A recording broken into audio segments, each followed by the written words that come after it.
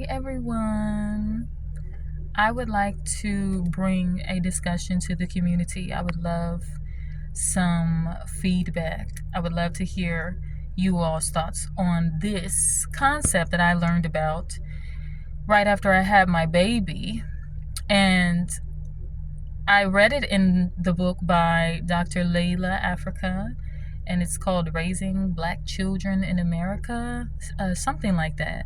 But he mentions a lot of indigenous practices that were implemented during the pregnancy, postpartum, and child rearing years.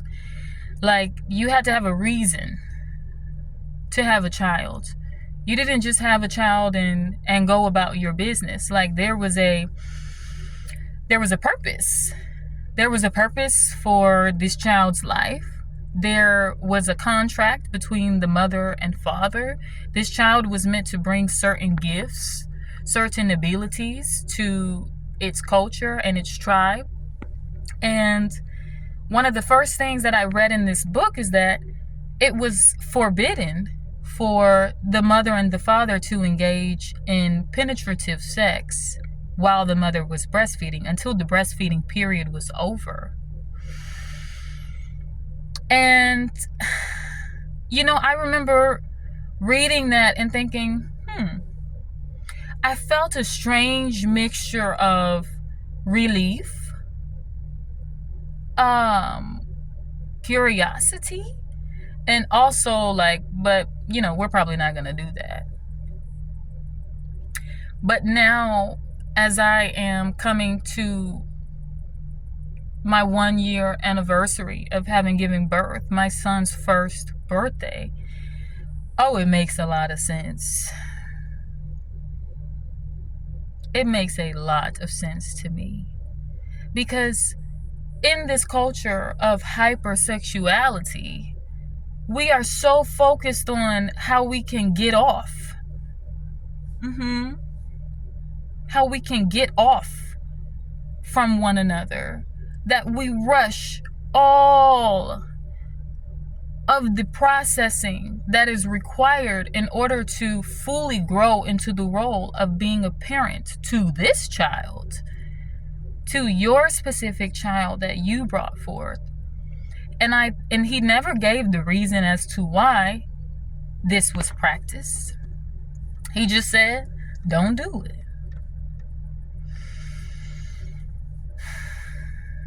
He just said don't.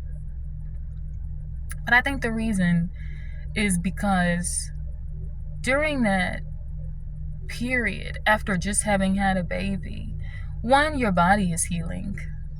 Okay? Especially if you had your baby naturally. Baby, it was a lot. Okay? It was a lot, and that is a lot to make sense of. That is a lot to recalibrate.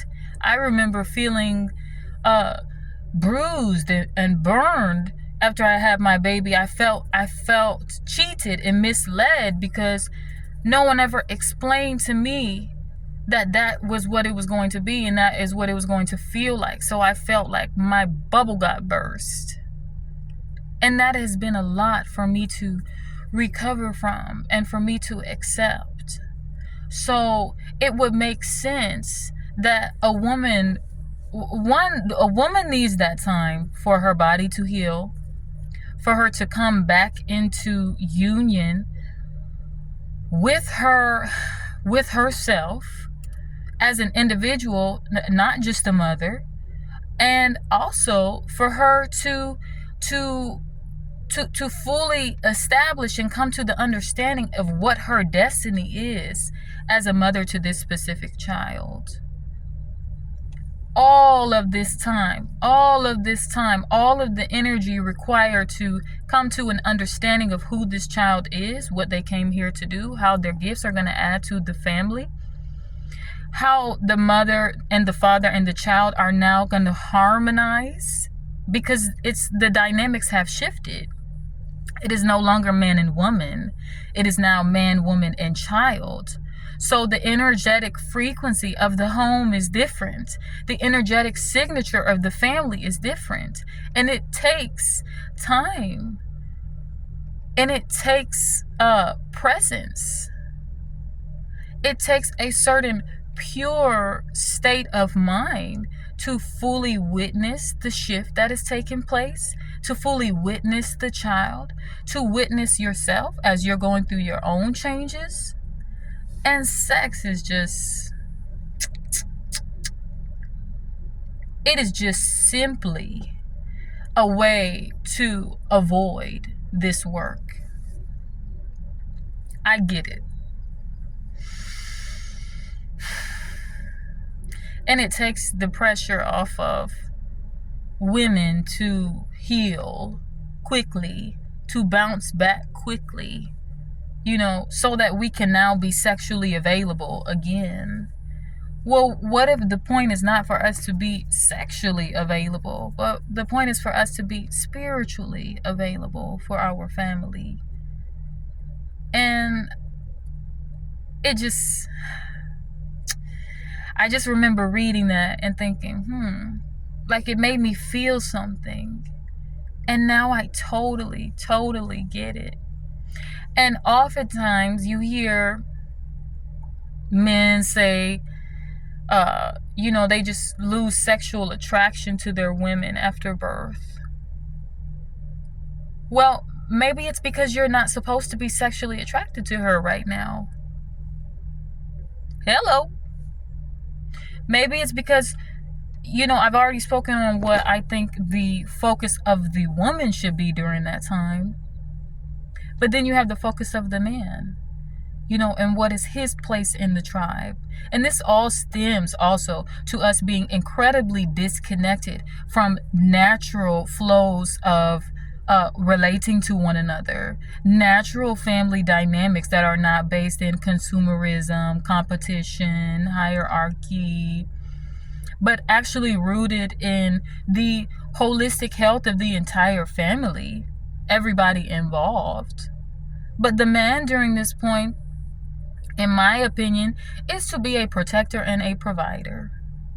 He is meant to be incredibly understanding to the woman during this period where all of these biochemical changes and shifts are happening. Her shift in identity, there's a child. His focus is to be the grounding force for his family.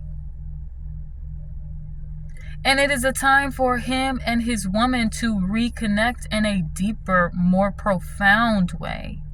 The relationship has an opportunity to deepen and to become even more divine and purposeful, because now we have created a soul. We have created a new being on this planet. How are we going to prepare them for life? How does it make sense to be focused on just getting off, releasing pressure, tense, whatever? That is avoidance. The focus should be on how are we preparing this child, preparing ourselves and this child for the journey of parenting ahead. There is a purpose for bringing a child here.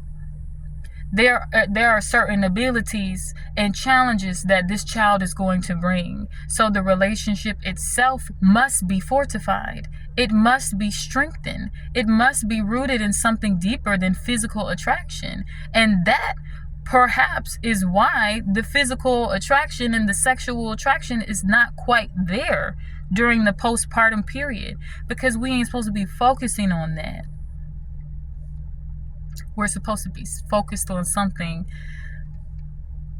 bigger than that. There are things much more grand, much more magnificent to put our energy into. This is a life. This soul is going to have to be here. This person is going to be here on this planet when we are dead and gone. How are we going to prepare them? And that's why I think he said that. That's why I think they didn't. Whatever tribe it is, wherever in the world it was, that's why I think that sex was forbidden during those breastfeeding years, because there's more things to focus on and take care of.